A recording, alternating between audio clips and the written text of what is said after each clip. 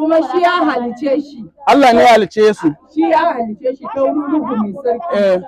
Shi ne ya halice shi. Okay, Allah ne ya halice su. Allah ya ce dukkan abin da kuka ga Allah ya yi. Innama amruhu. Iza arada shay'a, idan yana son wani abu ya kasance ko me shi. Fa inna ma yaqulu lahu, abin da yake cewa shine kasance sai kasance. Let there be light, that's the word. Let there be light, let there be trees, let there be animals, let there be kaza. John 14 yace, and the word became flesh and dwelt amongst us.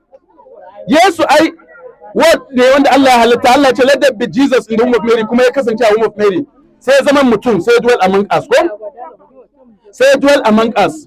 To ina son ki sani da cewa and the word became light also. Light in nan word din Allah ne. The word became snake, the word. The same word Allah is a snake.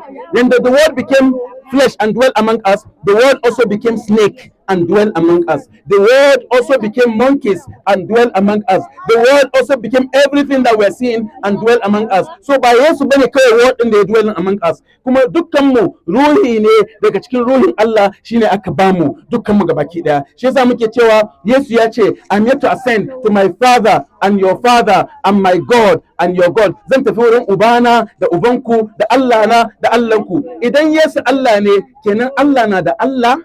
Allah na da Allah momi?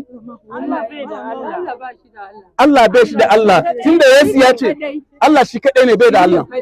Bai da Allah. Yanzu Yesu ya ce zan tafi wurin Ubana da Ubanku da Allah na da Allahnku. In Allah ba shi da Allah kenan Yesu Allah ne? Yesu Allah ne man. Amma kin ce Allah ba shi da Allah. A cikin ruhu. Yesu shi da Allah ne. Abubuwa to yanzu Allah nawa kenan? Allah nawa? 3 in 1 go? Kin san me kika ce? 3 in 1 go? God the Father, God the Son, God the Holy Spirit. Ba Allah uku ba amma Allah ɗaya.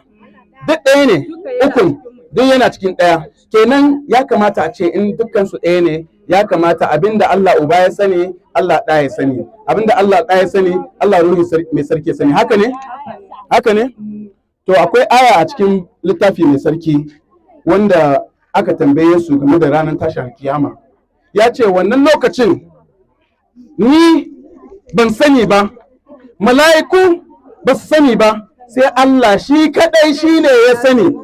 Kenan idan shi ne ya rabu kashi uku, me yasa shi gefen Yesu din bai san ranar tashin kiyama ba, sai ya ce Allah shi kadai ne ya sani. Ya za su zama ɗaya idan ɗaya ne ya kamata Yesu ya san ranar tashin kiyama, ruhi mai tsarki ya san ranar tashin kiyama, Allah ma ya san ranar tashin kiyama. Amma ya ce ni ban sani ba sai Allah kadai.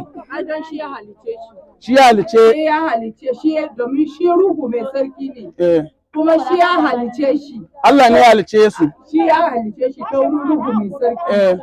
Shi ne ya halice shi. Okay, Allah ne ya halice su.